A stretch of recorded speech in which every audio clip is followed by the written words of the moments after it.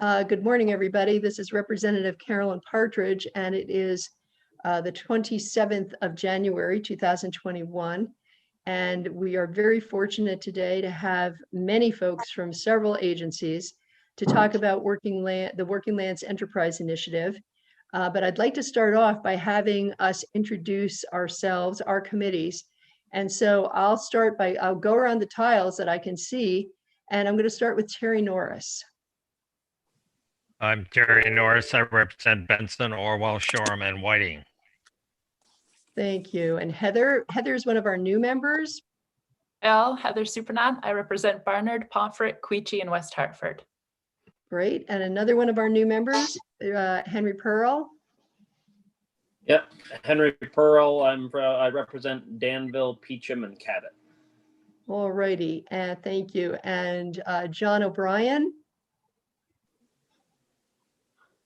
What do we have? 3 committees on here, Carolyn? Yes.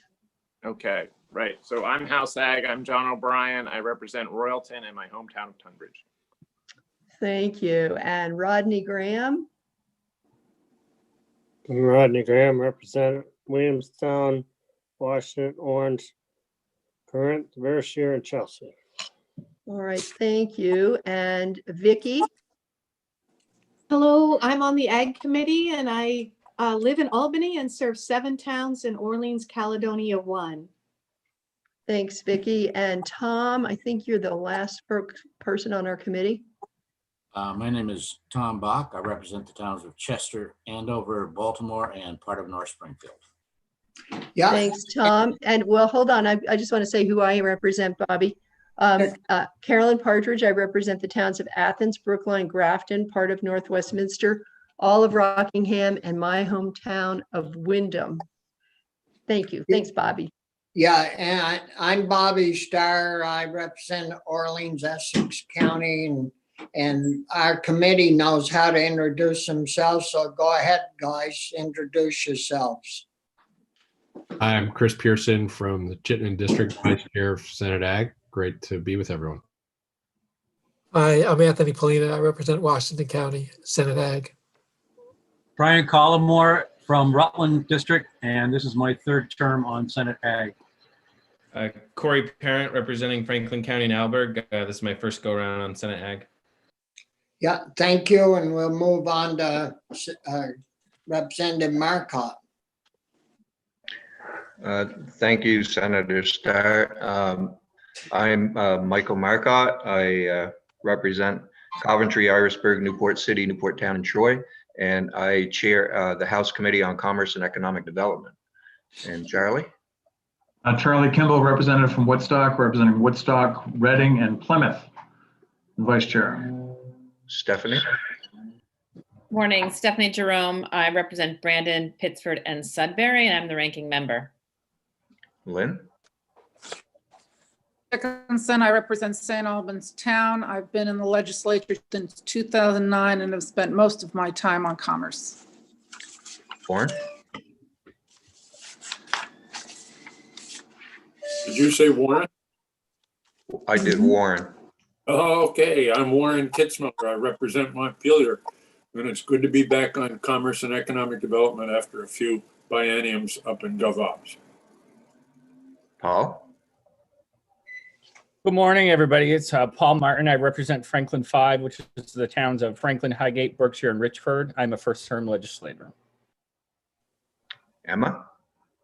Morning, everyone. I'm Emma Mulvaney-Stanek. I'm a first-term legislator from Burlington. I represent half of the old North End and half of the new North End. Glad to see everyone. Logan? Logan Nicole, representing Ludlow, Mount Holly, and Shrewsbury. This is my 2nd term. Last session I was on Human Services. Michael? Hi, Michael Nigro. I represent Bennington, and this is my 1st term. Patrick? Hi, I'm Patrick Seymour. I represent Sutton, Burke, and Linden, and this is my 2nd term. I was on Judiciary. And Kirk?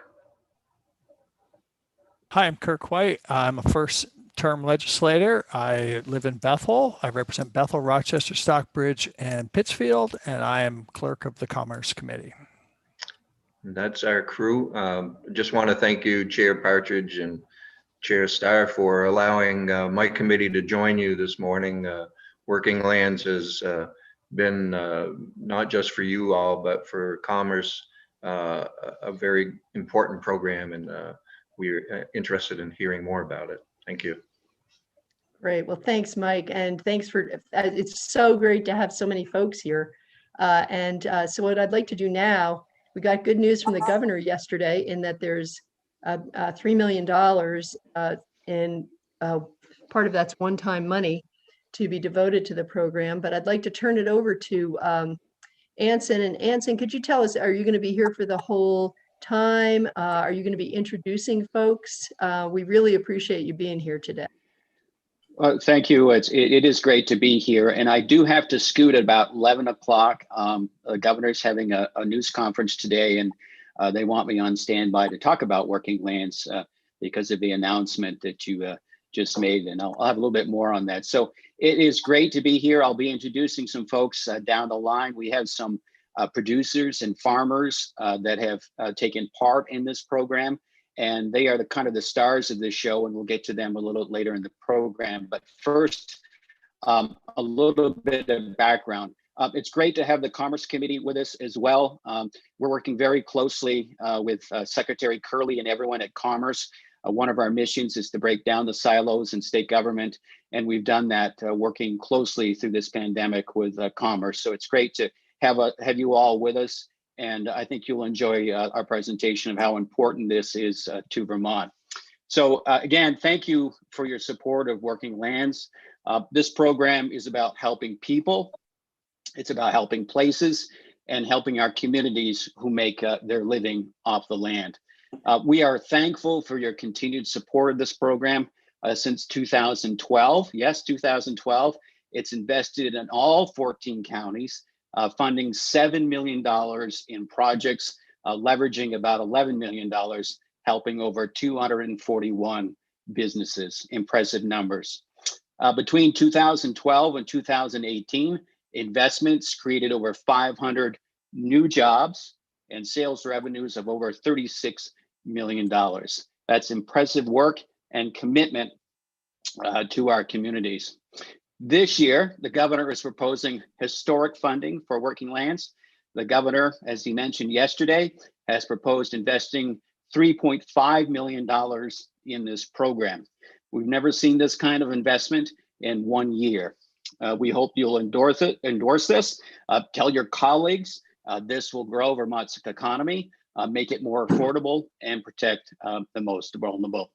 The need is there, so we can speak to the need here, because the board reviewed over 180 applications with a total ask of over $6.8 million last year. So you can see the need is there. And this program is successful because of those behind the scenes who have put their heart and soul behind this. And one of those is Deputy Eastman, who's joining us via YouTube. We thank Deputy Eastman for chairing our board and helping us get through all the work over the year and so forth. And also the dedication of board members. There's an independent board that reviews all the applications that come before us, and that's done from a number of folks. One person we want to thank is Ella Chapin. Ella, who has worked with hundreds of farmers and producers over the years, has decided to move on from farm viability, but her commitment to Vermont in this program is meaningful and will continue for years to come. So we salute Ella, and we know she'll continue to support her community over her new journey. So thank you, Ella Chapin, for your service to the board and to the service for Vermonters. We also have another person that's going to be leaving the board, and that is Eric Deluca. A big thank you to Eric. He's been with Working Lands for a number of years. His term has expired, but Eric has done a tremendous job leading this program, getting his hands dirty and so forth. So we really appreciate his work on that. So those are a couple of things, just overview of the program. I do want to turn it over to the manager of this. Liliana Schmoller does a lot of work with her team at the agency where it's managed. And I want to turn it over to Lynn Ellen, who has some more thoughts, and we'll continue with our program. Lynn Ellen? Thanks, Anson. Good morning. I'm Lynn Ellen Schmuller. I'm the program manager for the Working Lands Enterprise Initiative. Thanks for your continued support of the agriculture and forest drivers of Vermont's economic development, providing jobs, impacting acres favorably, and ensuring our rural economies flourish. It's a real pleasure to work so closely with the Working Lands Enterprise Board, Vermont Working Lands businesses, and an honor to steward this important program nested within the Agency of Agriculture, Food and Markets. As the daughter of a former independent grocer, I'm a longtime participant in supply chain activities, and so understand the incredible dedication and behind the scenes complexity involved for a forest-based business or food producer to get goods to the shelves. Before arriving to the agency a couple years ago, I was Director of Purchasing and Merchandising at City Market in Burlington. In my role at that co-op, I collaborated with the National Cooperative Grocers on co-op market expansion around New England, whose shelves, in fact, slot many of the products produced by the Working Lands current and past grantees. From increasing value-add production, to market development, to hoop house construction improvements, to wood manufacturing facility upgrade, fiscal year 2020, even with the pandemic disruption, was no exception to the diverse group of enterprises that WeLab continues to decisively invest in. I know you'll enjoy hearing from the Working Lands Enterprise Board and the Working Land businesses today, and I want to thank you again for your good work and service to the state of Vermont. Secretary Tebbetts. Thank you, Lynn Ellen. It's just impressive work that you and the team at the agency and across the other agencies across state government have done with this program. It's been a really difficult year, as we know, in the middle of this pandemic, but we've done some impressive work over the years. I do think it's now time, if Eric is with us, Eric Deluca, as I mentioned, Eric has been with us, and he has decided to move on and off the board, but over, I think it's 9+ years that Eric's been with us. His commitment to agriculture in the state of Vermont is impressive. And Eric, I'm going to turn it over to you now. You've been the vice chair of this panel, and I'm going to turn it over for you for some thoughts. Eric?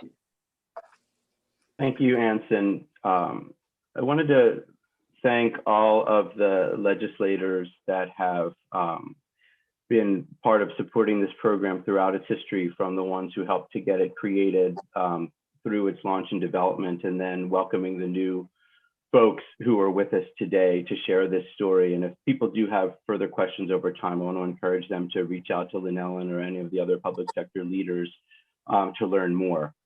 I think, could we go to the next slide? Thanks. So, this program, when it first launched, had an overwhelming response from the businesses in the working lands economy of Vermont. That first year, we had nearly 400 applications for about $10 million. We had around $1 million to put on the ground. So that was a really strong indicator that this was something that was needed and a great opportunity for impact. Over time, we refined our approach, and also the businesses and the service providers that helped the businesses got increasingly clear on how they could communicate with us and target the types of impact that would make the biggest difference. What we've tried to do is to take a portfolio approach to how we help businesses. And at the core of that is our capacity to give grants to businesses. That's a relatively rare form of capital to be able to provide. And those grant dollars, when we've spoken to other lenders and capital providers in the system, folks have consistently said that this is the best and highest use of our funds, because it is something that's difficult or impossible for just about any other kind of capital provider to make available to businesses. And that money and its impact on the balance sheet of those businesses can help unlock other capital. And I'll be talking a little bit more about some of the leverage of the public dollars that we've been able to achieve with our investments.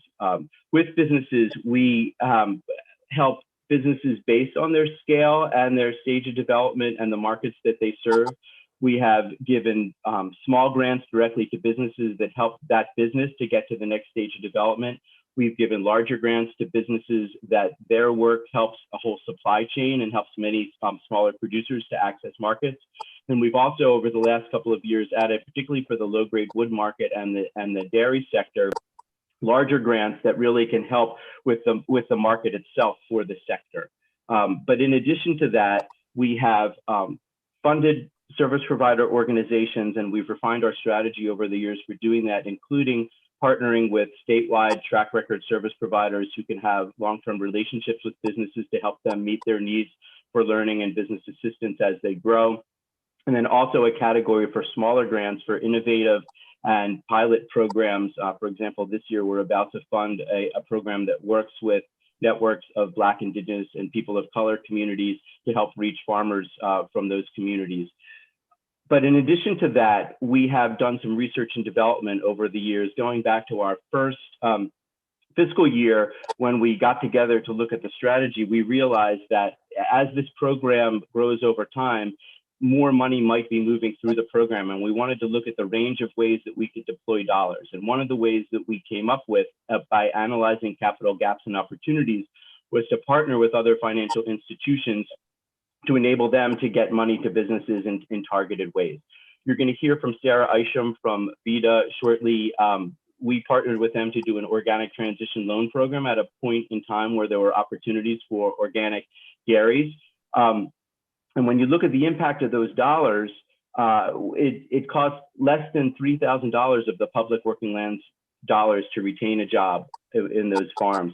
For every public dollar that we put into VITA, over $18 hit the ground helping a business. And another example of one of the pilots that came out of our R&D work was the Sprout program that Vermont Community Loan Fund has offered. In that case, to create a job, it costs between $5,000 and $6,000 of working lands public dollars, and to retain a job, less than $4,000. For every working lands dollar that went into VCLF for the Sprout program, over $5 hit the ground to help a business. So I think that those are pretty impressive numbers in terms of impact and job creation. Looking at the data that I have available for the business grants that we've done over the years, it costs less than $14,000 of public dollars to create one job. So I think if you look at public programs, federal or state, that's a pretty good level of impact. One of the ways that we do our work is through committees. This Enterprise Financing Options Committee on this slide is one example of that. The committees are helpful in part because they bring together our 3 public sector agencies as well as our ex-officio non-voting members, Vermont Sustainable Jobs Fund, the Housing and Conservation Board, and VITA, as well as the different private sector board members to bring their expertise involved.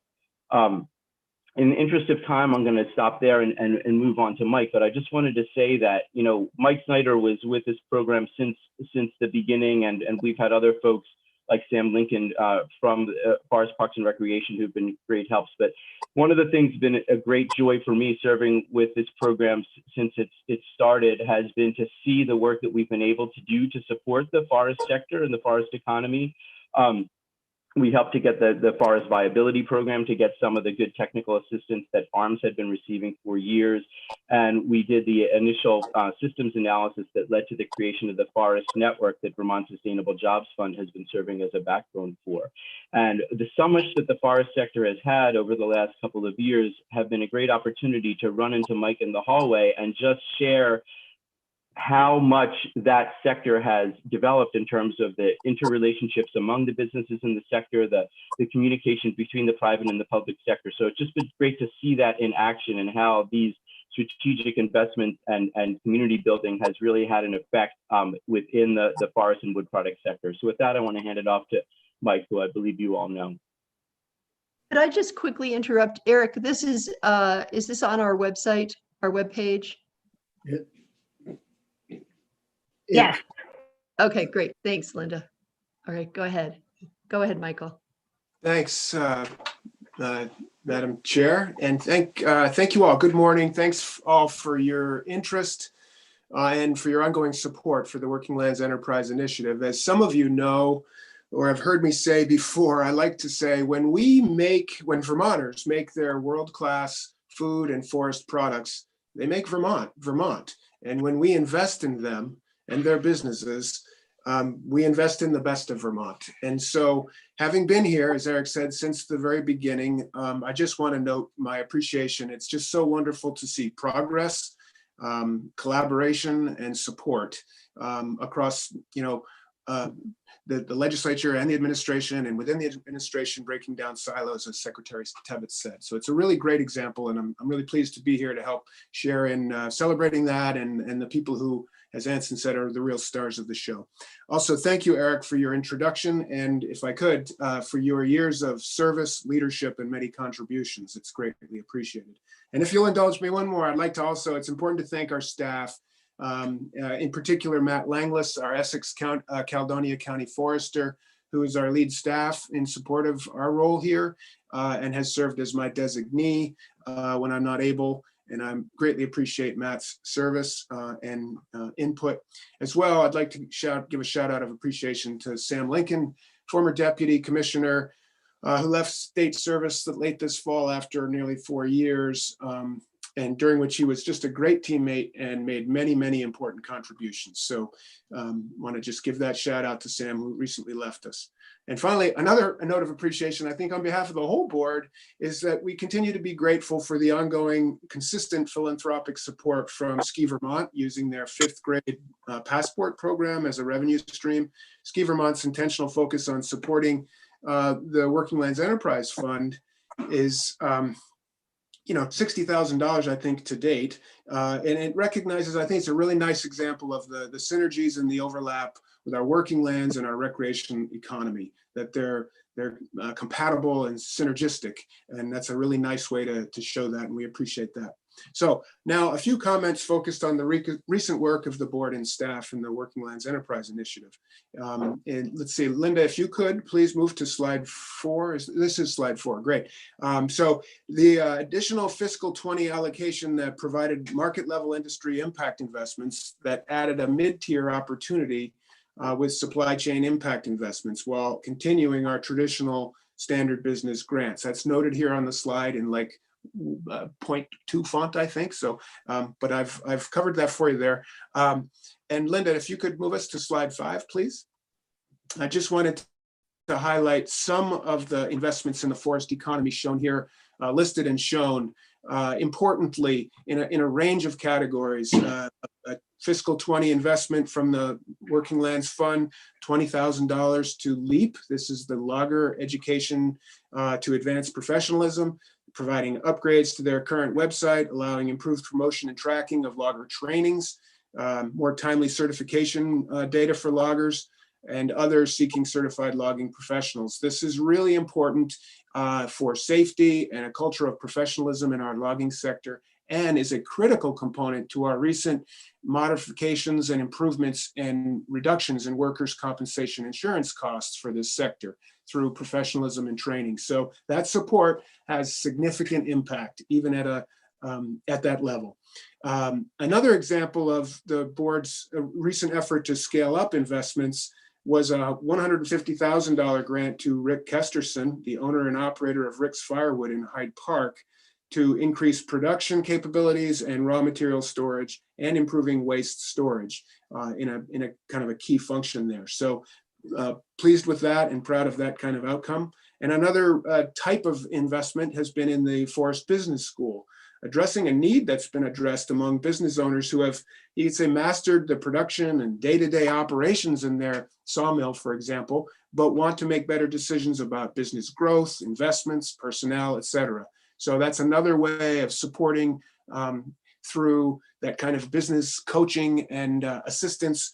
As we've said before, so many of these working lands businesses are so busy working in their business that it's difficult and challenging to work on their business. And this kind of investment helps them work on their businesses to make them better and more productive, more competitive.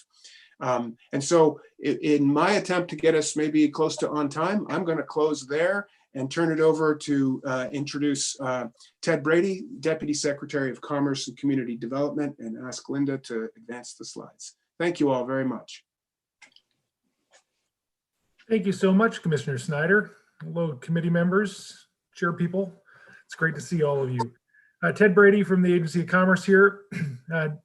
I want to first lead off by saying what you've created here and what you've worked with Ag and the team at Ag to build has really created an economic engine and an economic assistance program that's unparalleled in state government. One, we recognize, it recognizes that the food, farm, and forest economy is the economic engine of rural Vermont.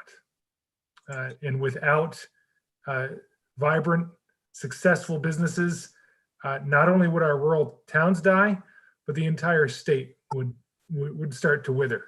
And so it's our moral responsibility to invest the limited state resources we have in these rural places. And kudos to all of you for championing that cause.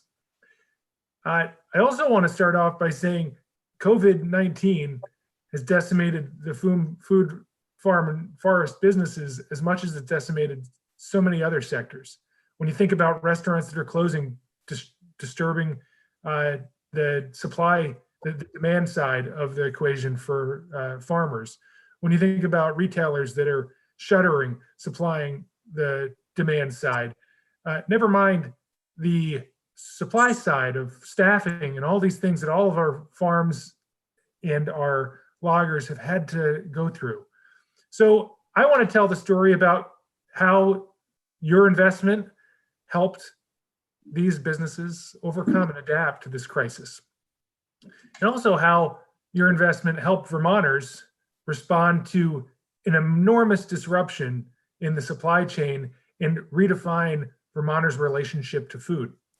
So right when the crisis started, we at the board knew that we needed to do something to help these businesses. And obviously we didn't have the CRF money yet.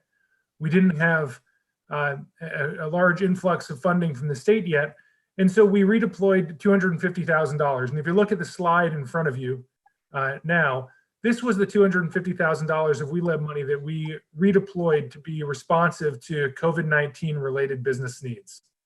And we made 16 business grants and 1 service provider grant, and they're all listed on this sheet here. But these are things to try to help cure some of those problems in the food supply chain going forward, which is meant to help businesses grow instead of shrink through the crisis. And we managed to deploy this money in a timely fashion. Now, as you all remember, back to the longest legislative session in the history, thanks to the CRF money, you folks were kind enough to appropriate us not one, and when I say us, I mean the Working Lands Enterprise Board, not one, but 2 appropriations of CRF money. One was $2.5 million. If you could advance me to the next slide, please. One was $2.5 million to the Agency of Commerce to work with the WeLab folks to make some magic happen. That is represented, I believe, in the left-hand picture of Vermont, all the investments that were made with that $2.5 million. The agency simply executed a MOA with the WeLab, with Ag, I'm sorry, and we managed to put that money through the WeLab process and make $2.5 million worth of investments in agriculture, food, forest, and wood products industries. Shortly after, in a separate bill, I believe in H966, I'm sorry, I think I might have these backwards. Yeah, in H961. In H961, I have them backwards. The H966, the one to the right is the 2.5 million. The one to the left is H961, which was another $1 million that you folks appropriated to WeLab and made investments through the Agency of Agriculture's greater COVID-19 agriculture assistance program. So these were made and combined with the other ag assistance programs you put out there.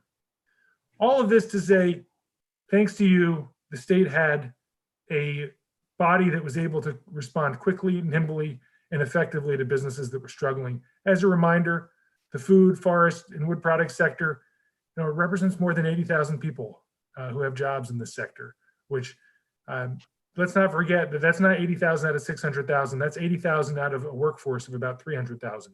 So it's an enormous number. And Eric said it before, but it's worth saying again, I really don't believe there's a more effective program out there for the cost that we invest for creating or saving a job and making some economic magic happen. So with that, I'll turn it over to another person that makes a lot of magic happen in the economic development world, which is Ellen Kaler from the Vermont Sustainable Jobs Fund. Good morning.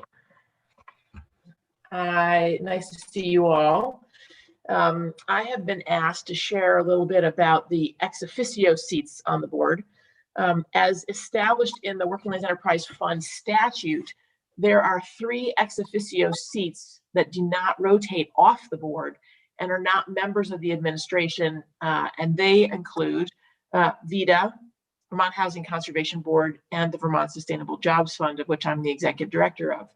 So today, together, we provide some consistency and some historical knowledge over time, as well as really deep expertise in the working land sector as a whole. And we help and assist the full board then as we consider strategic investments in the farm, food, wood, and forest products sectors. So it's important to know, however, and Eric mentioned this in his remarks, that we are non-voting members. So while we can provide guidance and sector-specific information to the full board, we don't actually get to vote on any of the grants that the board makes. And we're okay with that. The Vermont Sustainable Jobs Fund was included as an ex-officio member because in 2009, the legislature asked my organization to create and manage the Farm to Plate investment program, and for the purpose of writing the Farm to Plate strategic plan. So as soon, and with the soon to be released Farm to Plate Plan 2.0, which many of you are anxiously awaiting, as we are awaiting giving it to you. This includes 34 priority strategies and very informative briefs across an array of food system related products, markets, and issues. And the board then will have even more good intel and market information to help guide funding decisions in the years ahead. So the Farm to Plate strategic plan provides real foundational information that then helps guide the board in its decision-making on the farm and food sector. In 2014, as Mike mentioned, the board decided that the forest products industry would benefit from some kind of analysis or plan like the farm and food sector has had to help guide its grant making in the forest-related grant projects area. So the board appropriated $100,000 that year and tasked a newly created forestry committee to hire a consultant and conduct a stakeholder engagement process and to develop an analysis of what the industry most needs. So that was completed in the spring of 2019, the forest sector analysis, and it's been used as a guiding document by the board as it annually evaluates how to prioritize its investment strategy across the sector. So one of the recommendations that came out of that report was to develop a forest industry network and various forest value chain projects as a means of strengthening that industry. So much of this work is now being funded by WeLab through a contract with the Vermont Sustainable Jobs Fund, along with other foundations and NBRC funding that we're able to raise. And we're doing this all very much in high-level coordination with all of the other stakeholder organizations that are supporting the industry. So that's a little bit of background to sort of the fact that there are these ex-officio members on the board, and I want to turn it over to Ella Chapin and Sarah Isham, who also serve in that capacity along with me on the board. And I should say, along with Eric, we are the longest serving board members. We've all been on since the very beginning days in 2012. So it's been a real pleasure and a real honor to serve in this way. And I think we have continued to make really, really smart investments in our working lands businesses. And I'm very grateful for all the support that you guys have all given over the years. So with that, Ella Chapin, please. Thank you, Ellen. Hello, everyone. Thanks for having us and spending this time talking about the wonderful outcomes of the Working Lands Enterprise Board over the years. Again, for the record, my name is Ella Chapin, and I run the Vermont Farm and Forest Viability Program at the Vermont Housing and Conservation Board, and soon to be moving on in March and to be succeeded by Liz Gleason, who some of you know, who's been working with me for 10 years on the program. So there'll be some good continuity there. In terms of VHCB's seat on the board, I just wanted to share a little bit of context around how sort of VHCB's role for the state managing the viability program and business technical assistance through our network of business technical assistance providers. It's been really pretty essential for WeLab and the farm to plate work and the viability networks to really coordinate a lot of the business technical assistance, and it's been a role that I and we have played with WeLab over time. It's the viability program manages state investments along with federal funds out to a network at this point of about 8 to 9 organizations that either work regionally or statewide, providing in-depth business technical assistance to farm and forestry sector businesses. And those nonprofit organizations are really focused on providing high quality services. Their staff is very much available and working immediately with producers. And so we end up sort of representing that work and funneling funds, state and federal funds, to that network at sort of these kinds of planning levels statewide. So it's been great to be able to be a conduit of information between those organizations and the work of the WeLab board. I wanted to mention that since really the inception of the WeLab board, there's been in the early years of the board, there was a very clear sentiment from sort of citizen members and ex-officio members and other members of the board very early on that business technical assistance was a really important thing to invest in, and that even though we have as a state invested well in sort of the capital providers and the business technical assistance and production technical assistance providers that are out there, we have a great foundation. It's in fact, the foundation set up in Vermont to help particularly the agricultural industry is the envy of most states across the nation in many ways, especially for supporting such a range of business types and scales. So we have an exceptional foundation already when WeLab started, but there's always an ongoing need to further add capacity and follow the developments in the ag and forestry industry as business types and business models change, sometimes rapidly, like we're seeing right now. So the WeLab board really very early on recognized that the majority of people that they were making in grants to really had been through one of these business technical assistance programs, and we needed more of that work. I'd say also with the recent investments in dairy grants and other grant programs to provide relief during the pandemic.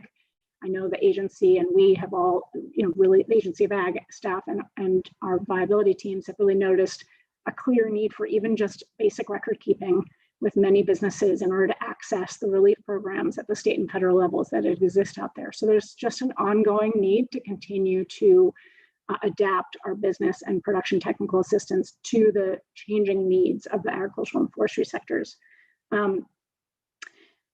I would want to note just the role that WeLab staff have played in directing businesses that are applying for grants to different technical assistance providers and coordinating with our viability network and others.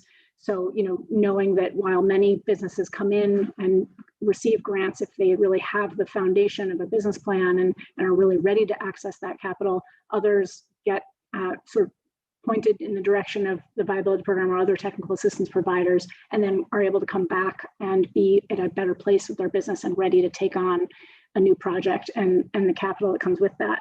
So we've seen that routinely over the years. And WeLab has made a lot of investments in business technical assistance, as you've already heard, including a $50,000 investment at the beginning of the pandemic, as folks talked about redeploying some of the WeLab assets. 50,000 of that, as some of you know, came to the viability program to stand up a brand new sort of COVID recovery, rapid recovery response program. And we served over 500 businesses over the course of the 9 months of last sort of April through December. And that $50,000 investment at WeLab enabled that program to stand up, and then was able to take advantage of the coronavirus relief funding that you all approved for that program for the second half of the calendar year. So I think I'll stop there. There is a need to really increase business technical assistance and other kinds of technical assistance that you'll see in the strategic plan that's coming to you in a week or two from Ellen's shop and the Agency of Agriculture, calling for many more people on the ground to be doing business and other types of technical assistance. And we are all looking for ways to continue to advance this and make the investments necessary to do so. And I am turning it over to Sarah Isham at VitaVac, who has been a longtime partner at WeLab as well as on the Viability Board. Thanks, Sarah.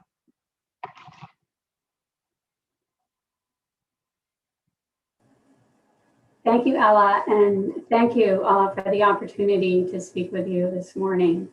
I am Sarah Isham. I'm the Director of Agricultural and Forestry Lending at Vermont Economic Development Authority, and I serve as the designee for CEO Cassie Polhemus.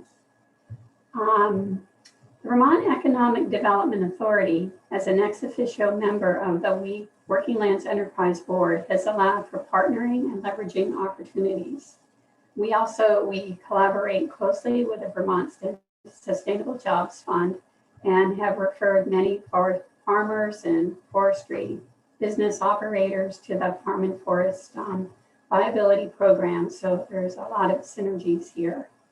VITA's role in providing financing to farm and forest-based businesses to enhance Vermont's economy has allowed the Working Lands Enterprise Board and VITA to work collaboratively in identifying gaps, barriers, and opportunities for these industries. Working Lands Enterprise Initiative is unique because it invests in the businesses and organizations that are keystones to support our working lands economy. Without these organizations that are the key, without these enterprises and organizations, other businesses would not have the same access to markets or growth potential. Working Lands Enterprise Board consistently provides grants to businesses and from time to time philanthropically supports financial institutions to provide innovative financing tools that leverage public dollars to address system gaps and opportunities. In so doing, the Working Lands Enterprise Board complements the day-to-day work of Vermont lenders and capital providers. And we were fortunate to be able to benefit from this pilot program and provide the organic transition program, which you have seen on the slide. And I very much appreciate this working relationship that we have. And with that, I would like to turn it over to Secretary Tevis. Thank you very much. And thank you to all our presenters. And now we want to turn it over to some of the people that have really been on the ground and have been recipients of grants in the past. And we're going to take you through regions of Vermont, across the state of Vermont. We're going to go to Brookfield, we're going to scoot over to Granville, and then up to Standard, and then scoot over to East Hardwick and over to Pittsford. So I'm going to introduce someone that you're probably familiar with because you probably had some of their fantastic products. Judith Irvine is the owner of Fat Toad Farm in Brookfield. And Judith, welcome and thank you for joining us virtually here with the legislature. And why don't we begin, Judith? Why don't you talk about, just give us a little snapshot about your business and how maybe this program has impacted you and how you've adapted because of COVID-19. That might be a good way to kick it off. And I'll turn it over to you, Judith. Sure, thank you. I also wanted to just sincerely thank all the legislators, and the state agency people here who have been working so hard to help all of us Vermonters get through the past year. And the work is not done, obviously, but we all really appreciate it and feel very comforted that you are on our team. So Fat Toad Farm is the name of our business. This is a family-owned business in Brookfield, Vermont. We make a goat's milk caramel. So the connection to the working lands of Vermont is that for the first 8 years of our existence, we ran a dairy farm for goats. And then after that, we sold our goats to Ayersbrook Goat Dairy, which is in downtown Randolph, because we found running a specialty food business and a goat dairy was getting too much. What happened as we went into 2019 is that we were doing 70% of our business with specialty food stores all over the US, and also including restaurants. And as we know, in 2020 rather, the rug was just 100% pulled out from underneath most of those businesses. And we were facing a major question, like, what is going to happen here with us? And we had always had a website presence, but we just had that as a relatively small component of our business. And we realized, well, okay, we're gonna have to pivot 100% and focus all of our energies and resources on that, because as we all know, people rushed into the online marketplace, and it just, blew up, both from a consumer point of view, but also from some of the stores' point of view, that they couldn't have people come through their doors, but they established their own online presences.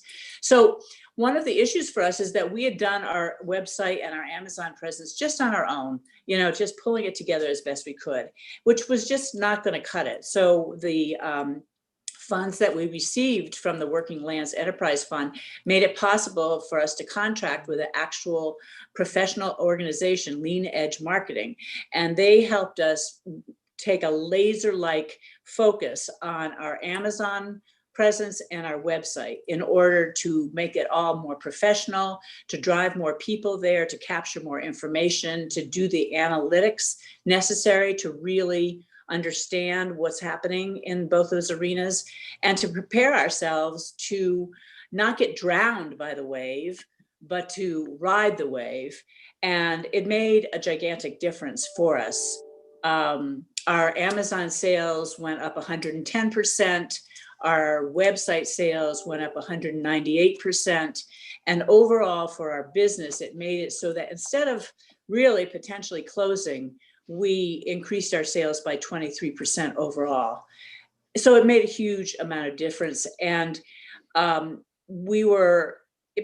has become so important for us that we will be continuing that work with Lean Edge Marketing as we go forward into this next year, because we're not done yet with this change in how everybody lives and works and buys in the pandemic world, and we need to still remain focused there. Thank you, Judith. And as you can see, and I think you'll hear other stories, committee members, of how people have really pivoted and really had to change their whole business model because of COVID. And we're grateful for the funds for the Working Lands that we've been able to help them do that. And you're going to see a lot involved in e-commerce and marketing and because the markets were so disruptive. I'm going to, with your permission, Madam Chair, I've got to scoot off and hop on a news conference with the governor, but I'm going to, Lynn Ellen Schmoller, who's our director of this program, has agreed to moderate the next members that are going to tell their real life stories of what's happening on the ground. And with your permission, I'm going to hop off, and maybe I can hop off later if you're still going, but I've got to go for the governor, and hopefully someone will ask me about the Working Lands program so the state of Vermont can hear more about it and how impactful it is to the state of Vermont. And with your permission, we'll turn it over to Lynn Ellen Schmoller, our director. Thanks so much, Anson. Really appreciate you being here. And maybe we should have somebody here make that phone call into you, into the governor. Okay. So thank you. Bye-bye. Thanks, Lynn. Bye-bye. Yep. Thank you. Thanks, Lynn Ellen, for taking over. Thank you so much. Up next, I believe, is Gabby Tweet from Old Road Farm. Good morning, Gabby. Hi, I'm Gabby. My partner Henry and I run Old Road Farm, a certified organic vegetable operation in Granville. This past September, we closed on our property with the help of the Vermont Land Trust. And so we're going through a pretty big expansion. We've seen over 100% increase in our revenue since 2019. This past season, we had one full-time employee, and for 2021, we're looking to have 2 full-time employees and 1 part-time. And we had a lot of business help through the Farm Viability Program. So that has been crucial in our business development and expansion.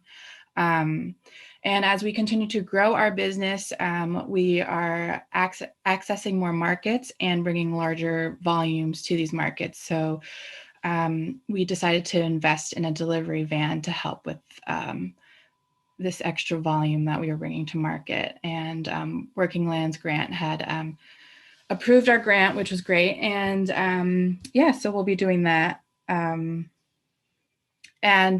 we did have to do a little bit of a pivot shift this past season in our markets. Our farmers market was canceled, but the demand for local food was still there. And so we decided to open up a CSA, and we got we received way more members than we thought we would. So we're continuing to expand our CSA, and we had news that our farmers market's going to be open for 2021, and we're going to continue our wholesale. So all of this has been super great and helpful in our business expansion.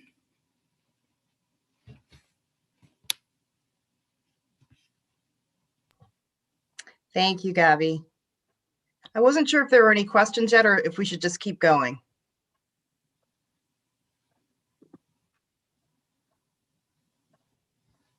Why don't we keep going, Lynn Ellen, and we're almost to the end, and then people hopefully have noted their questions and we'll ask them.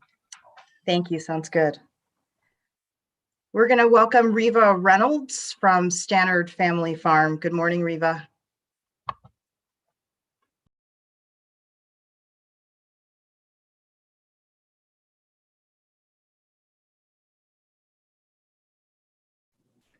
Riva, you're muted. Thank you. I just turned my video on and forgot to do the mute. Thank you. Thank you, everybody, for inviting us today to share our stories. And thank you so much for the grant funds that we have received. I am part of Stannard Farm. I married into this. I am a Seattle native. I came to UVM, met my husband, and he grew up in the Northeast Kingdom on a 4th-generation farm that used to do replacement heifers and sugaring and haying and a variety of things, and now focuses on maple syrup. We are certified organic, and we also do some grass-fed beef, mostly for our family, and that's also certified organic. We received a grant a couple of years ago from Working Lands Enterprise Initiative, and also had support from the Farm and Forest Viability Program with business planning. And all of these things have been wonderful, but as everybody knows, this year was unlike any other. We had experienced, especially with programming support, steady growth. We had record year in 2019 with sales, and then March rolled around, and suddenly my father-in-law did all of his sugaring by himself. My husband didn't go to help. We weren't sure what was safe, what wasn't. So that was a hardship for our family to do that, and we're feeling much more prepared going into the 2021 season. We saw our sales completely dry up, and we were projecting losses of over $20,000 in revenue for the year. With grant support and hard work, we ended up only coming in $8,000 under our revenue from the year before. So we were able to make up about $12,000 in revenue, which was really exciting and a big relief. And one of the ways in which we were able to do this with grant support was to focus more on wholesale orders. We had been doing a lot of restaurant orders, and that piece dried up. We found a new customer that was interested in buying barrels direct from us. So we had to invest in the equipment to safely pack and strap pallets. We ended up building a small loading dock of sorts to be able to safely move these things into our pickup truck. And we also invested in a pallet jack so we could easily move pallets of things around and weigh them accurately. We also had a restaurant customer. They did their own creative pivot and ended up purchasing much higher volume to bring down their unit price, but they needed to get it in pallet form. So that was another customer where we were grateful that we were able to pivot and become, shippers of pallets pretty much.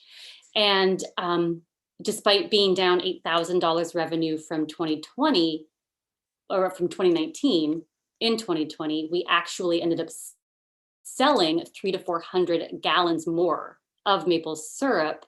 So it's this interesting balance. We actually do have higher revenue when we sell retail, but we can move more syrup. And I think that the market is more consistent when we can build these wholesale relationships as well. So I feel so much better going into 2021. We're working towards a better balance, I think, of wholesale and retail customers that's more sustainable. And we're also in a better position to safely manage, we have started tapping, to safely manage tapping and sugaring this year.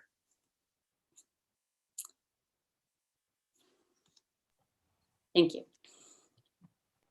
Thanks, Riva. If it's all right with folks, I just want to rewind back to Judith Irvine, who just sent me a quick message that she wanted to add something. So Judith, would you like to unmute? Yes, thanks very much. Yes, I wanted to make sure that I mentioned, we've been in business for 14 years, and throughout that period of time, the Farm Viability Program has been by our side the whole way, and it has made a big, big difference for us. The other thing I wanted to highlight was that we were privileged to join the Vermont Sustainable Job Fund group in 2018 for a full year of support. And that morphed into being part of the cohort group that met throughout this past year. So that was a group that was managed by the Vermont Sustainable Jobs Fund.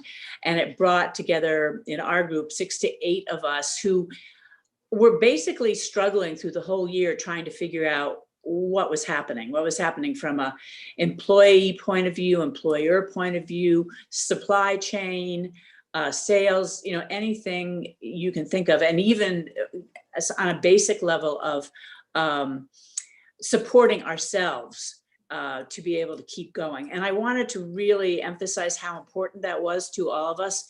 In fact, we'll be continuing it this coming year, well, the year we're in, because we all found it a very important mechanism for staying in touch and supporting each other. Thank you.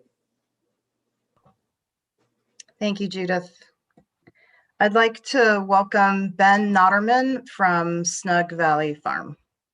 Morning, Ben. Hi, good morning. Thank you everybody for being here, and thank you for having me. So we're Snug Valley Farm. We raise grass-fed and grass-finished beef as well as pasture-grown pork. We're in East Hardwick. We're a family operation. It's my wife and I, my folks, and our 3-year-old son, if you could count him as farm help. But we are eternally grateful to the support we've gotten through the Working Lands Board and the initiatives that have been out there. We've received 2 different grants from the Working Lands Board, one back in 2013 or 14 to help us get a delivery vehicle, a van to go to farmers markets. That was our primary mode of moving our product, which is at that point was 4 or 5 farmers markets a week. Fast forward 6 years or so, and we started 2020 or ended 2019 doing a few farmers markets, looking to move more toward the wholesale market. Obviously, March happened, or March hit, and COVID happened. So we had to make some drastic pivots. We looked at our farmers market business drying up overnight. Our institutional sales, we supplied some colleges, schools. All that ended like a light switch going off, and we were really forced to think about how we're going to approach the next year and how do we offset these drastic changes. So waiting in the wings for the past year or so, we had an online website, or we have our website, but we had an online store like almost ready to go live. It only took a global pandemic to force us to put in the last 6 hours of work to put the store live and get things going. So we were thinking about how are we going to offset these sales? How are we going to keep our customers able to get our product wherever they were in Northern Vermont? At that point, we had been doing monthly meetups, is what we were calling them, like drop point pickups. People would pre-order, we'd put the order together, bring it to a certain spot. They would come meet us and take their product home. That we've been doing that for about the last 5 years to keep our farmers market customers hooked on our products through the winter, so we didn't have to retrain them in the summertime. So we pivoted from that, like, oh well, why don't we continue this, take it to the next level? Let's start home delivering this. So we launched the home delivery business second week in March, or enterprise, I should say. Just to be safe, no contact. My folks are not spring chickens, and nobody knew anything at that point, so we wanted to protect everybody, have as little contact as possible with our customers, keep our customers safe, and keep them confident in the supply chain that they were utilizing. So we applied for one of the COVID response grants might have been May, I think. I don't remember quite, April, May. That helped us purchase a refrigerated delivery vehicle. Our product is all frozen, and also add a part-time worker to both fulfill orders, which we were packing anywhere between 40 and 50 orders a week at our busy point, and also delivering 2 routes a week, one on the Route 100 corridor from Morrisville down to Warren Waitsfield, over to Barry Montpelier, and then back toward Hardwick, and then the other one in the greater Burlington area. Anywhere from Starksboro all the way up through Colchester and back on Route 15 toward Hardwick. So we applied for the grant, got the max, which was $25,000, invested in a refrigerated vehicle, added, since getting that grant, we've added 1 full-time worker at the farm, 2 part-time workers who are packing orders and delivering orders on our 2 delivery days. And that just has brought us, like, we were in the dark, not knowing where we were going to go. And it's kind of shown us the light, like this is the next evolution of our process here. Along the way, we have brought on, let's see, 7 or 8 partner farms. So we offer meat, being beef and pork, but we thought there are lots of other farms of our farm friends of ours that were affected negatively by this COVID situation. So we partnered with farms like Sweet Round Farmstead out of Albany. That's Cream Top Milk and Cheese. Gabby's Maplehurst Farm in Greensboro, maple products. Patchwork Bakery and Farm in Hardwick, being bread. Babette's Table, which is a high-end dried salami producer in Waitsfield out of the Med River Food Hub. Pierce's Pastured Poultry, whole fresh chickens from Albany. The Lagus Farm Sweet Corn. Plowgate Creamery, also out of the Waitsfield, Fayston area, high-end cultured butter. And Henry's Hens, which is a pastured egg operation here in Hardwick. So we're essentially a rolling grocery store. So people are able to place an order on our website for all these products. So we're kind of a mini aggregator, like a true farm aggregator. So all these farms were negatively hit by the COVID issue or problems, or pandemic, I should say. So we've kind of, rising tide lifts all boats, brought them on in an effort to supply high quality food to our customer base, and not just our products, but our farm friends who were hurt badly by this as well. We've been utilizing the farm viability services. I would say, I'd have to check back, but it's been 8 or 10 years. We've been using business coaching analysis on and off, depending on if we're making any big moves going forward. We bring them on to help us determine if this was a good idea or not. One of the other questions that Anson or Lynellen would be asking is, do we touch any other working lands grant recipients? And I just went down the list. There's 8 different recipients that we work very closely with, anywhere from anybody from the Food Venture Center in Hardwick to Sweet Round Farm, Pete's Greens, Meeting Place Pastures down in Cornwall, the Lynn Farm, Maple Wind Farm, Plowgate Creamery. I didn't even realize that we were touching that many, and that was kind of an eye opener. So the Working Lands Initiative has helped not just us, but partner farms that I didn't even realize had been helped. So we're eternally grateful for that and all the help that it's provided.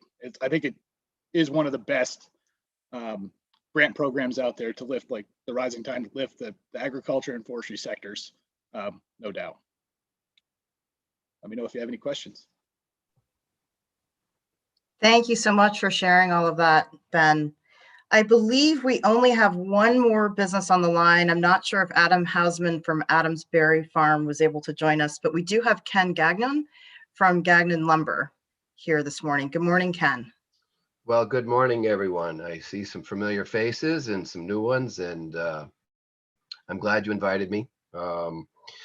I guess a quick up to speed is we operate a family sawmill, but which started out with my dad in some 60 odd years ago. And I had the, however the thing you want to call it, was born into it. Spent the first 18 years of my life wishing that I could do something else, and came back at it. And here it is 40 years later, and I'm doing it. And so we operate a hardwood. We're kind of for the lack of terminology, we're kind of a hybrid sawmill. Not so much about virtual and people, but it's the kind of wood we saw. We started out sawing primarily softwoods through my first 10 years and dealing locally pretty much the first 10 years. And then in 1990, we built a new mill on the same farm. We're on a family farm that was been in Pittsford. My great-grandfather bought it in 1880.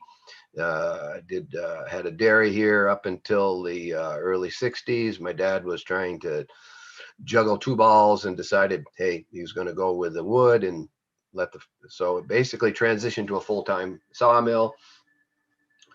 And that morphed into him becoming more of a trucker. I came on in 1980, and in 1990 we decided to upscale and built a new mill. And at that point we picked up and ran more hardwood for wholesale industry. So we developed the last 25 or so years with our our meat and potatoes has been wholesale hardwoods, and then the remainder has been softwoods with both retail and wholesale. I'd say overall we have 10 folks that work with us: my father, myself, my wife, and then I got a crew of 7. And this year definitely was a bit of a bumpy ride to start out with. The lumber market really took a pause there in March. A lot of the main wholesalers and a lot of the companies we dealt with in Canada basically stopped trucking for quite a while. That was a pretty big shock. And but interestingly enough, the retail side, the side with the softwood side, picked up, and overall we've been able to keep everybody on 100% of the time, and have worked our way through dealing with customers in a much different way. We've done what they call curbside pickup. You call in your order and put it together, and we've minimized as much close contact and have been fortunate. So overall, we've had a 2020 was an okay year. Definitely would like to do something a little different with the stress levels for 2021, but we'll see how that goes. 2019 was the year that we were fortunate to get an infrastructure grant to bring in 3-phase electricity to our mill. That's been if you want to liken it to something, it's kind of like likening it to rural electrification that happened in this state back in the 20s or whatever. We ran generators, diesels, since 58 all the way up till just a little better than a year ago. And so the heavy lift, the 3-phase power for running our equipment was all run by diesel. And we could see that was getting to be more challenging, not only with the price of fuel fluctuating the way it does, but also a number of other ways that was going to make it more difficult for us to stay competitive.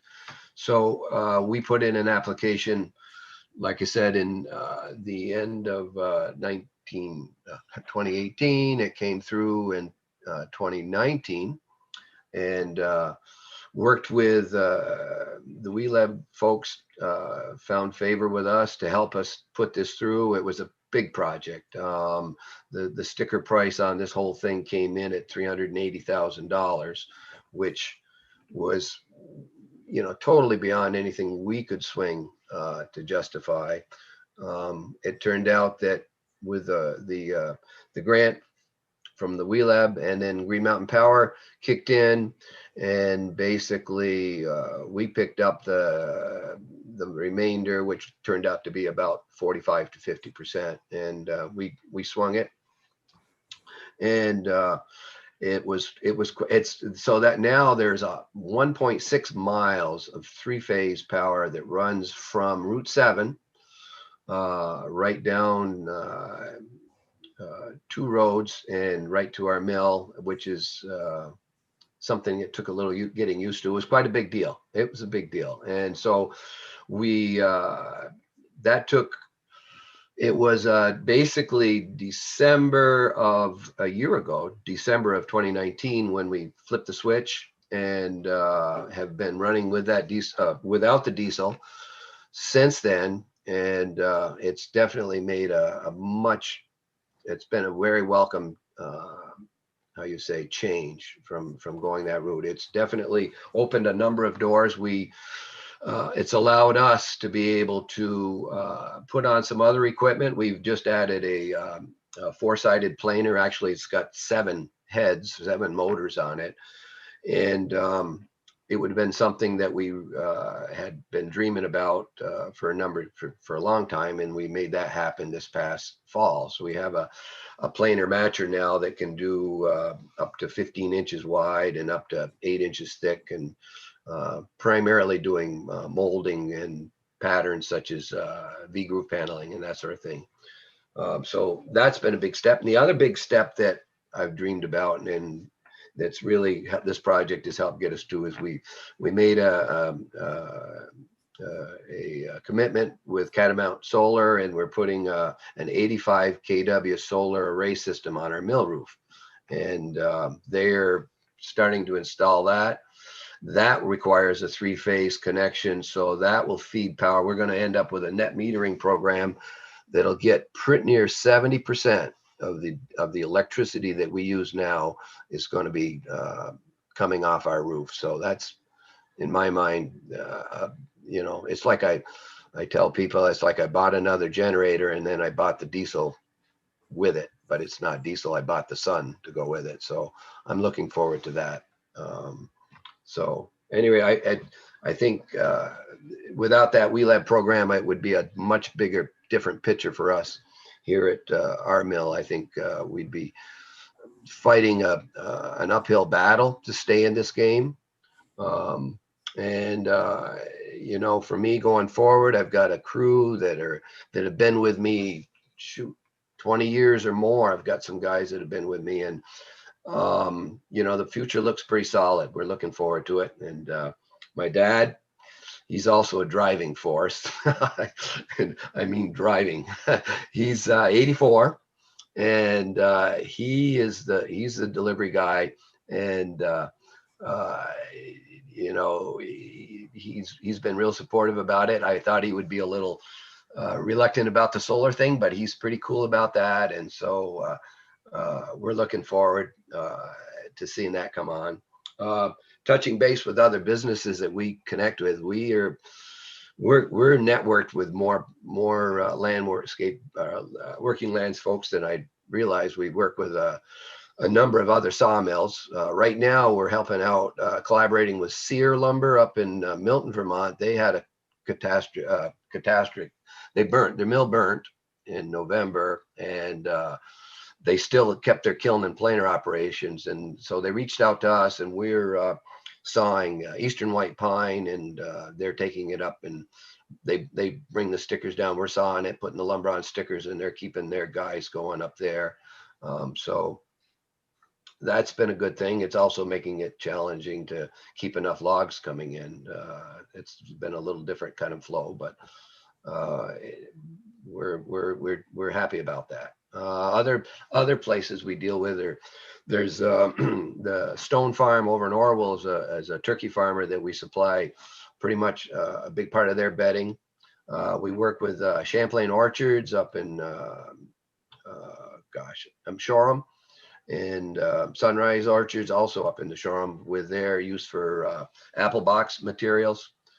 So I guess, and then the other thing that we've been a part of is we supply wood chips for fuel for 2 schools in Bennington, Mount Anthony Union High School and Mount Anthony Middle School.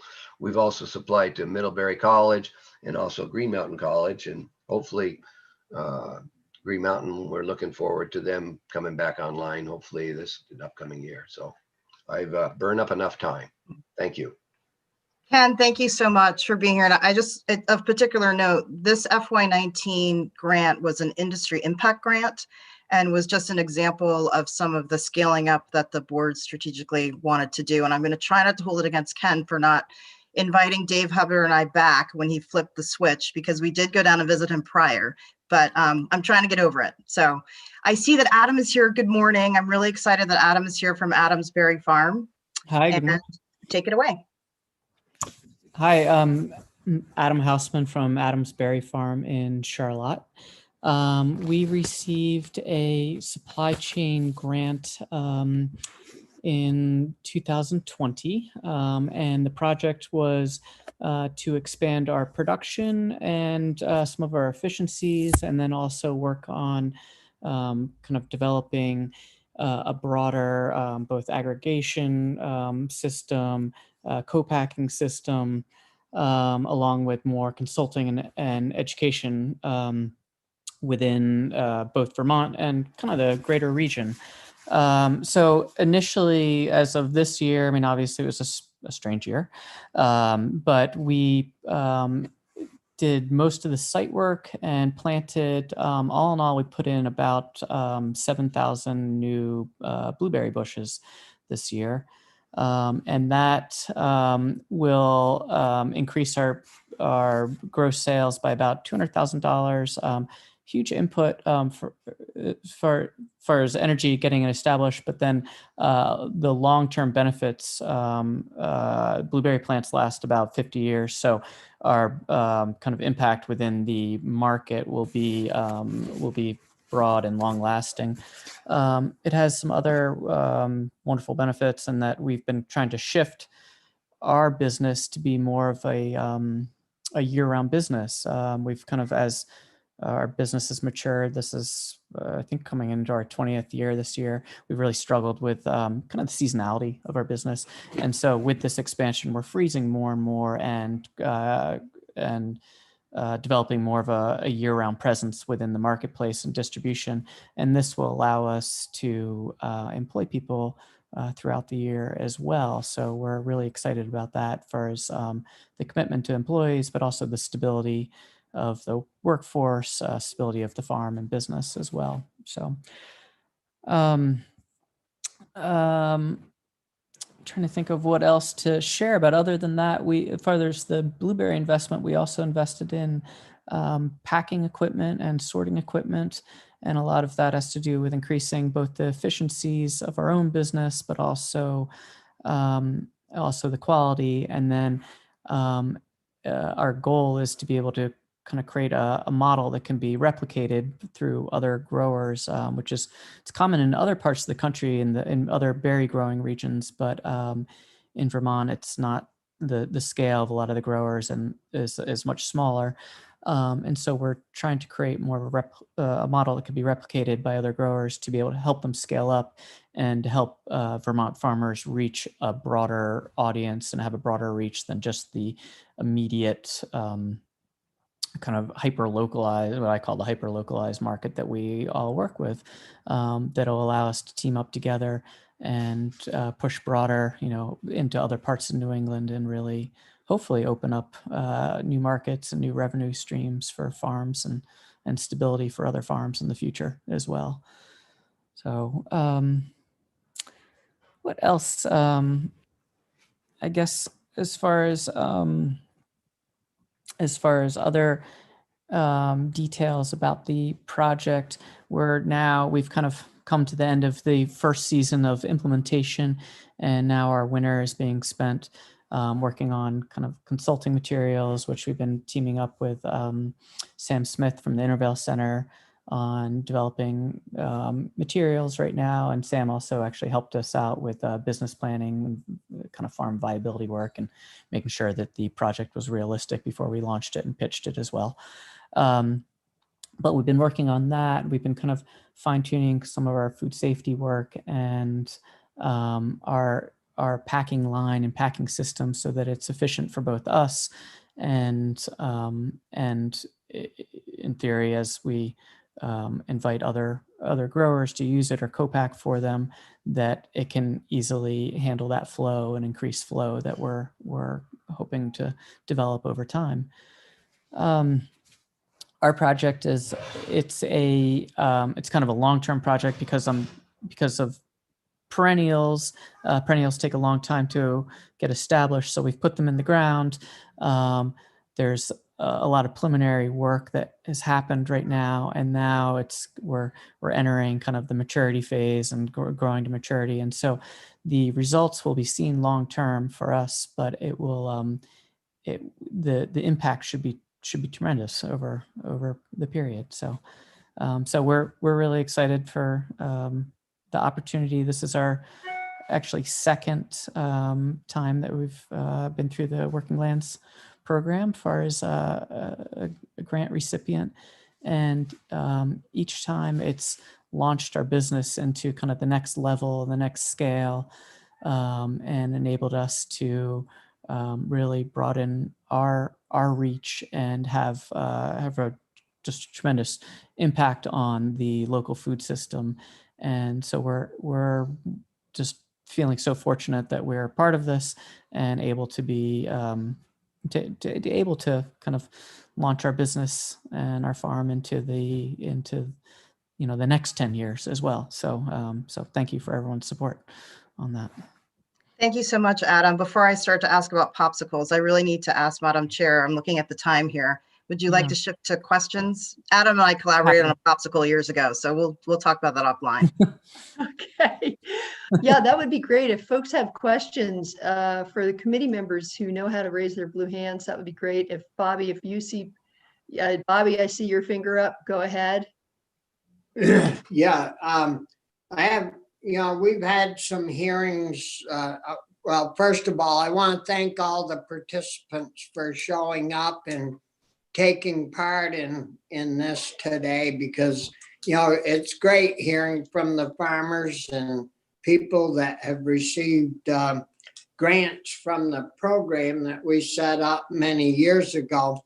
But getting back to questions, we've had hearings already, about other issues, and the issue of labor keeps coming up. And I think that from what we've already heard, the labor issue is the biggest issue facing a lot of our people in the ag business. And I'm wondering, have any of you had labor problems, and have you tried to access the H-2A program to get employees that way to cover your labor issues if you had any? I can speak to that. We have a pretty laborious crop as far as harvesting berries and continual harvest as well. And labor has always been a challenge for us. 4 years ago, we entered the H-2A program and started working with a group of brothers and friends from Guatemala. And so it's part of our crew. It's not our full crew, but it has made a huge difference in the stability of our business. And that, first of all, they're truly professionals that want to be here and farm and work. But it's also that annual, they return every year and have created an annual stability. And so instead of spending a good portion of your season training people and getting them up to speed, we have a group that comes back and hits the ground running, and now is very self-sufficient, and it's allowed us to grow in a different way. The program's cumbersome, it's expensive, and there's definitely challenges around that. And I think they brought up they're brought up often, but never fully addressed. But the H-2A program is great. I think also seeing businesses try to become year-round businesses is helping employ local individuals as well, and keeping that just stability in the workplace is big. Thank you. Surely. Does anybody else want to comment on the labor issue? Any of our farmers in particular? I'm seeing Ben Notterman nodding his head. Yeah, so labor has been a big challenge for us. So when COVID hit, we were kind of running a bare bones operation, just pretty much myself doing everything and my folks helping out when they could.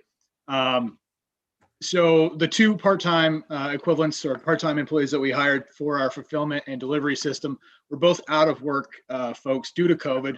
One, a restaurant manager whose restaurant closed permanently. The other is a performing artist who is. I'm hearing some background noise. I could make people make sure they're muted unless they're speaking. Thanks. Sorry about that. I don't know if it was. Now you've muted yourself. Yeah, there you go, Ben. Sorry about that. So the two part-timers were out of work folks due to COVID, one a performing artist and one a chef and restaurant manager whose restaurant closed. So they were very happy to come on and work part-time for us. The full-time that we have hired took us a long time to find. We were looking for somebody who just wasn't a grunt farmer or farm worker. We were looking for somebody who's interested in regenerative ag that we practice, that we could train in our grazing system and really has like longevity in the position, not just a worker. And we actually found him through Instagram, or he found us through Instagram, and we hired him. He was at a farm in Pennsylvania, and we hired him, and he started December 1st, and has been a huge help. We also have a part-time high school student who's been with us for pushing 3 years now, doing chores, light chores that a high school guy could handle. And we're always trying and looking for more folks, but it was a very hard market to hire in, even though a lot of people were out of work. But I think we got very lucky, and I'm very happy with the crew we have.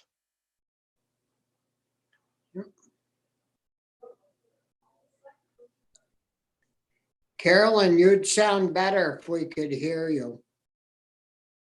Yeah, I know. I was pushing my space. My space bar was not working, Bobby. Well, you were actually better on mute.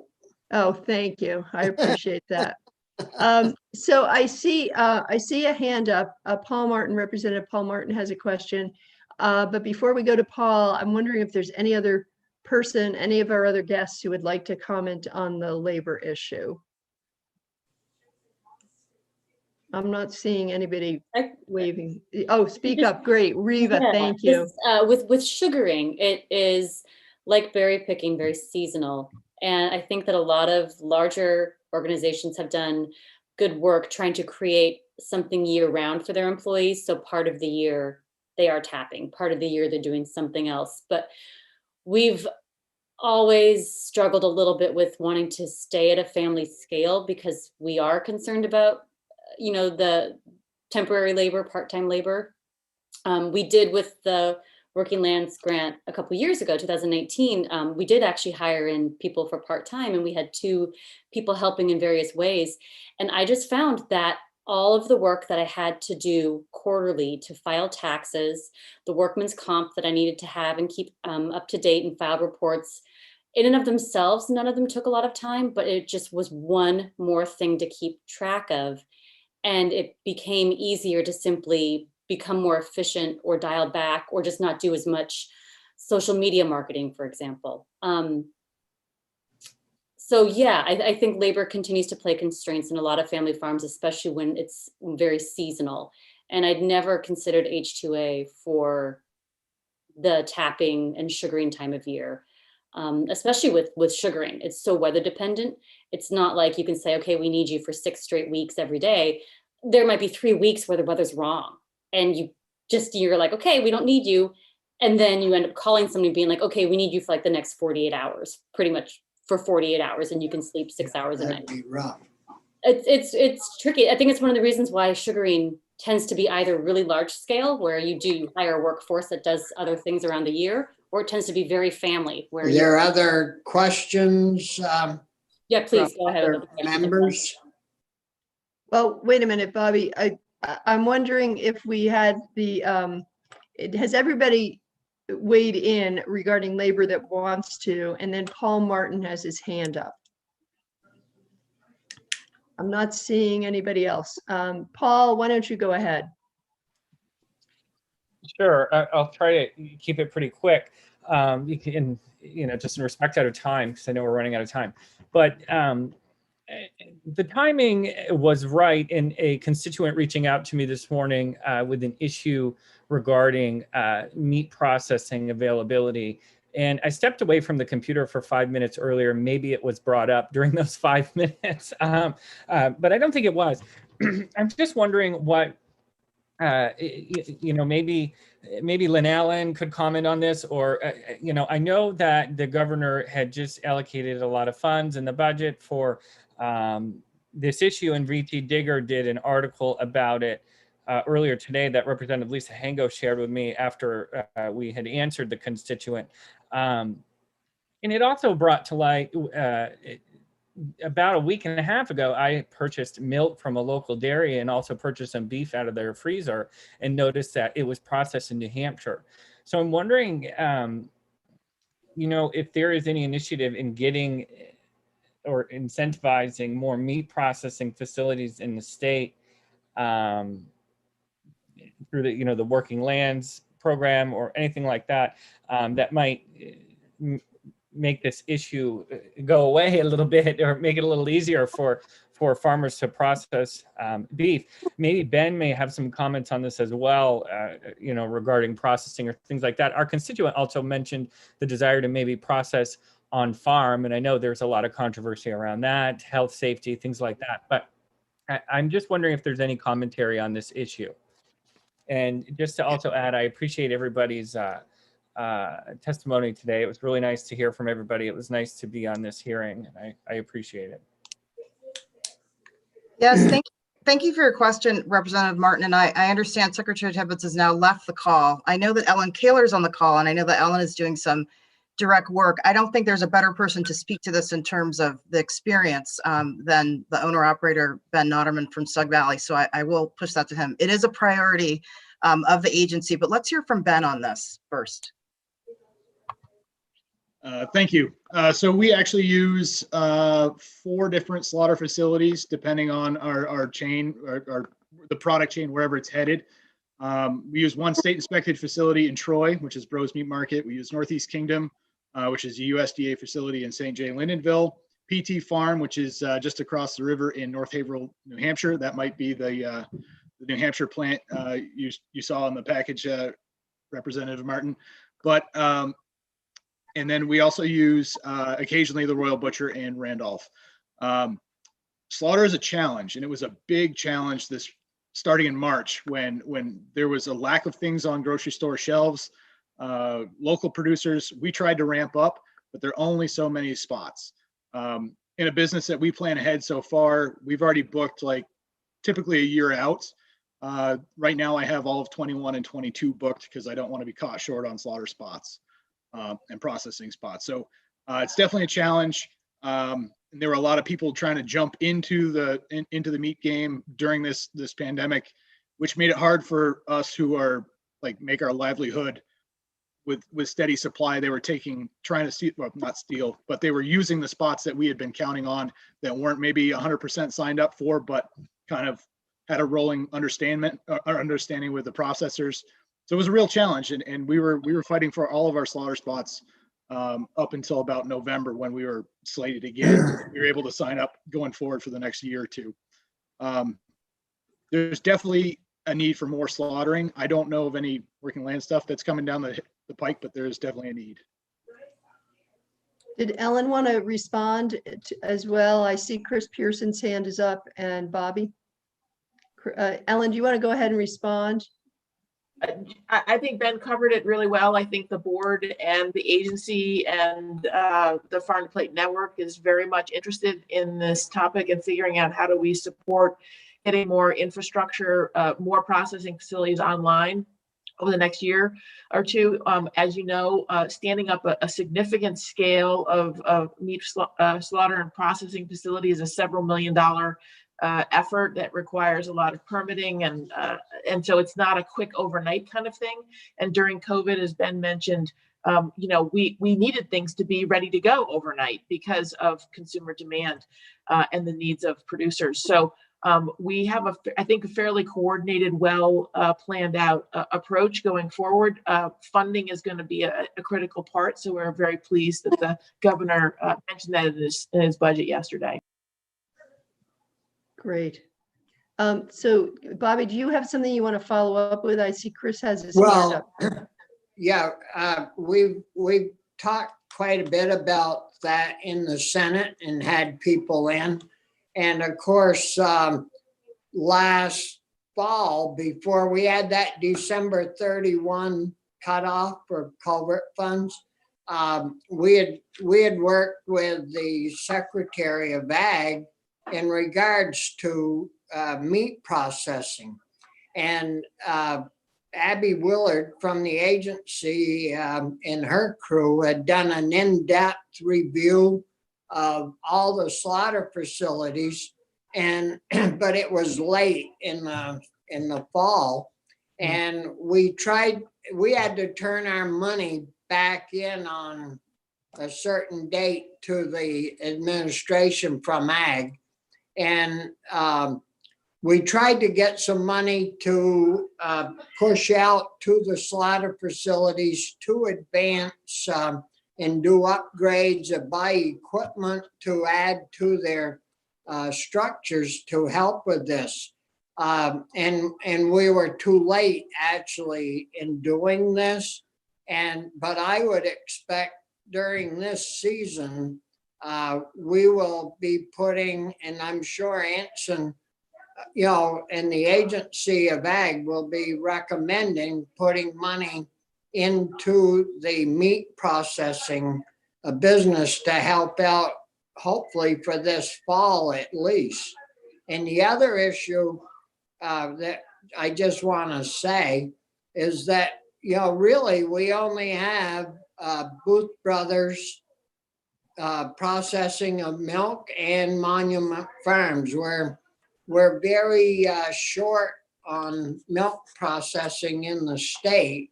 So that's why you might see milk in Vermont bottled from an out-of-state processor. And I'll let Chris jump in. Thank you. I've been thinking as we think about the meat processing, and so I guess this is a question for Ellen or Lynn Allen or anybody. Has there ever been an attempt, or should we think of an attempt for a meat processing slaughterhouse cooperative? I mean, we hear this from pretty well all meat producers, and so the demand is there, and we seem to hope that someone will come along with a business plan. But I guess I've wondered if anyone's considered that way. It might be an interesting way to raise the capital as well. So I'm just curious if that idea has been explored at all. Ellen, I see you're unmuted. Do you want to try to take a stab at it? Yes, thank you. It's a great question. My general sense is that going for a more formal cooperative legal structure is not something that a lot of producers do. It involves a lot of meeting and there's a lot of cost. However, there are discussions underway about more taking an aggregation approach of multiple producers coming together, having some similar standards, being able to have a brand that they can sell under as a way of moving more product from the producer side of things. But was your question about the processing facilities themselves and the relationship between the processors and the producers? Yeah, I mean, we clearly understand. I've not met a meat a farmer that's trying to raise meat say anything other than it's really hard to get slaughtered, and so the demand is there. I'm not I don't have a crystal ball, but I would guess that in the next 20 years, the demand for high quality local meats is not going down. And so I guess I just wonder, rather than all the work hoping to lure somebody to the business, that if there's a way to stand it up ourselves. Yeah, and one example of just that actually was a Working Lands grant of $20,000 that was made in May to Justin Sourwain, who's the new owner of Royal Butcher in Randolph. And he's a beef grower, he's a grass-fed beef raiser. And one of the reasons why he wanted to buy Royal Butcher was so that he could have guaranteed slots. So he has about half of the slots are his animals. We were able, the Working Lands Board gave him a grant to increase the amount of equipment so that he could have greater throughput, especially on ground meat going through. But I think, the same thing has happened with the packing house, Vermont Packing House down in Springfield, where another entity has bought up about 40% of the slots for their own animals, which is an aggregated, a group of farmers that are aggregated to get those slots. So it's not in a cooperative model, but it's starting to happen in some places. And I think the big question is that you're raising is, can it be replicated, expanded upon? Is that a model that we could get other farmers and slaughter facilities to go in on together? So it's a great question. I'll bring it to the folks that I know that are working on these questions and see if it has any get some traction. Thanks. Thanks, Chris. Great question. Anybody else have a question at this point for any of our guests? John O'Brien.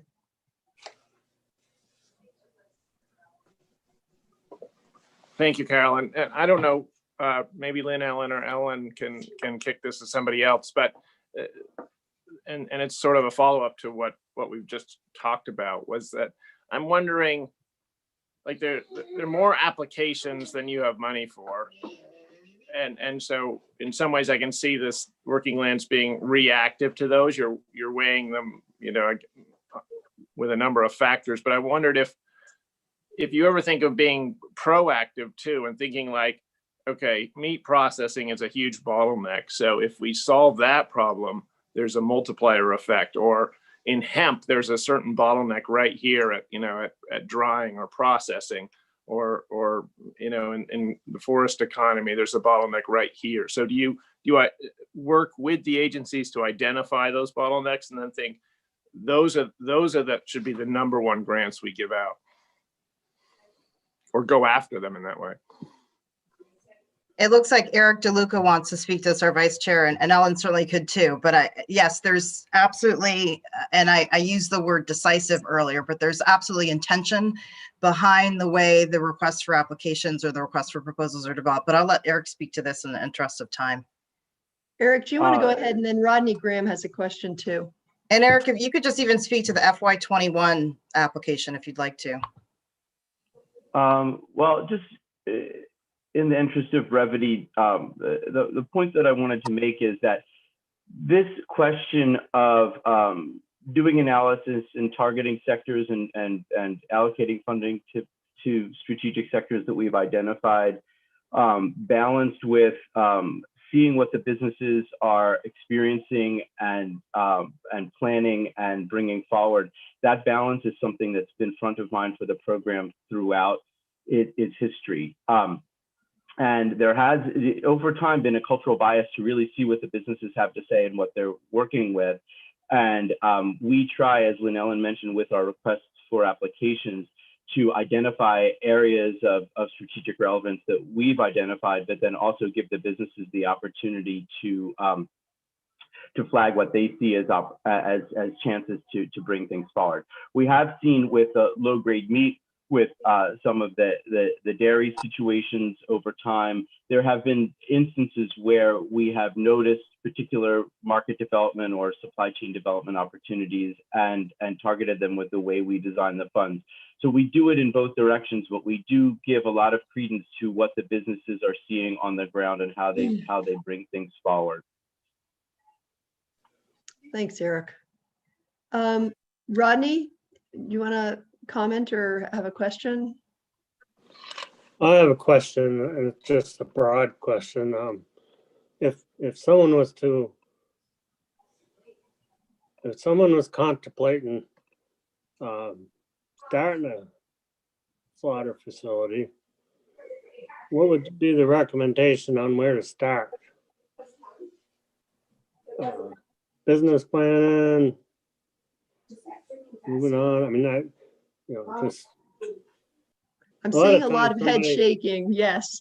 It's a great question. I mean, I think there's just a number of different stakeholders that you need to engage in this. And I think, we did hear from Forest and Farm Viability, Ella Shop, we heard from Vita, we heard from Ellen. I think that it does start with business planning, but I think you have to engage the resources that are at hand. And that's something that we do in the Agricultural Development Division every day, because we could just get a grantee who knows someone else who received funds, and they're thinking, well, this is how I could help my business. And so I might get an email any day, and I'm constantly just connecting that person to resources. So, I mean, I think it depends on who it is, but it's really just about asking the question and figuring out who can help you, the stakeholders out there to help get your business up and running. Does that help you, Representative Graham? I'm also seeing a chat from Abby Willard, and she says, reach out to the Agency of Ag Meat Inspection Division, as they offer a tremendous amount of technical assistance and site visits to support new and expanding facilities. So thanks, Abby, for shouting out here. Any other questions that anyone has? Yeah, Carolyn, I have one. Yes. Okay. And it's, well, we could stay on most of the day, I think, but anyways, we've gone around the circle pretty well here and hearing from everyone. I'm wondering, would the participants, other than us as legislators, for you other participants, is there anything that we could do that would help make your life better in the ag field or the sawmill field? Is there anything hanging out there that we should be looking at? Because we really didn't get too many pointers on what we could do other than supply money to help the Working Lands Enterprise program. Anyone with their hand up or?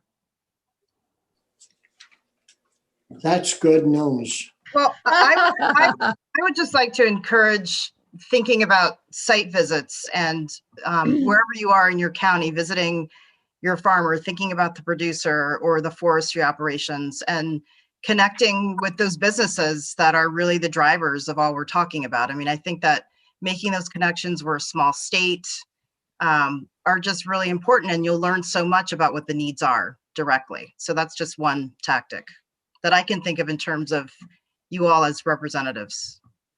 I know one of my favorite things that we've done over the years is actually go to do site visits. That's been, I love that. I mean, I have a farm of my own, but it's always good to see what other people are doing.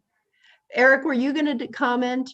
I was just going to add that Ellen mentioned that the Ag Strategic Plan is hitting the ground quite soon with Farm to Plate and the Agency of Agriculture collaborating on that. And we try to make an effort, not only in our own work, to align with and be aware of the priority strategies that come through resources like that, but we also encourage applicants, businesses or business assistance programs to align themselves with strategies that are identified through plans like that, and the ongoing work of the Forest Network that builds on the forest systems analysis for specific value chains that represent opportunities. That's another touchstone we use, and that's a nice reference for you as well. And I see Judith's hand is up. Judith, you want to go ahead? Yes, I did. I wanted to mention that I think that this whole WLEF grant network and system is very well managed and very easy to participate in from a farmer/producer point of view. And I think that's really important because, as people have referenced,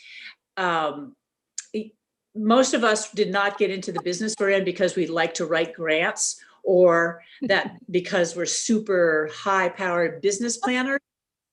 And so when opportunities come up that are easy to communicate to the real people about and easy to go through the process, that is very, very important. So in some ways, I'm saying, don't mess with something that's really working well. Good, thank you, Judith. I'm seeing that we're really close to being out of time here. If we want to get